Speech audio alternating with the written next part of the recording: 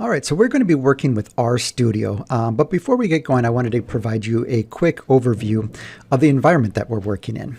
Now, when you installed your software, first you installed R. That's our development environment, or a development tool language that we're using, and then we installed RStudio, which is our interactive development environment. So this is where we work, and RStudio runs on top of R. So that's why we needed to install R first and then RStudio after that. So we're working in RStudio, but we're writing R code. So this RStudio environment has 4 different windows. There's the file or the script window right up here in the upper left-hand corner. Below that is our console.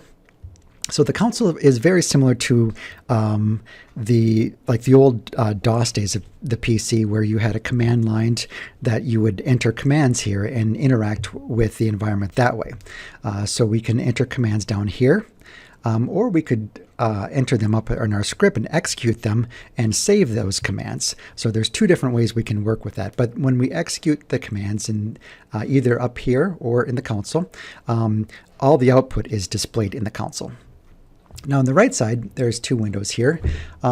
The upper right-hand corner is our global environment. So this shows us all the different objects, whether data frames, vectors, or variables.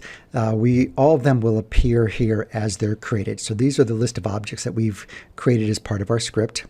And then this lower right-hand window actually serves multiple purposes.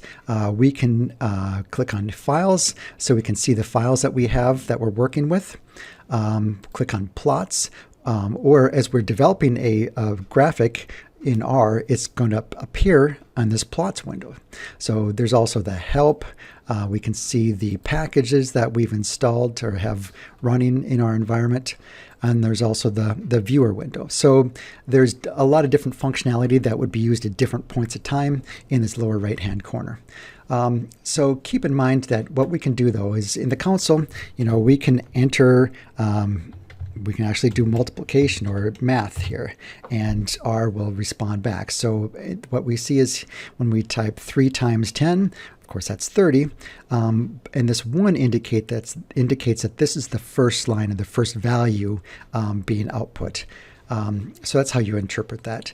So I think this is probably sufficient to give you some quick overview, get you comfortable with what the environment looks like.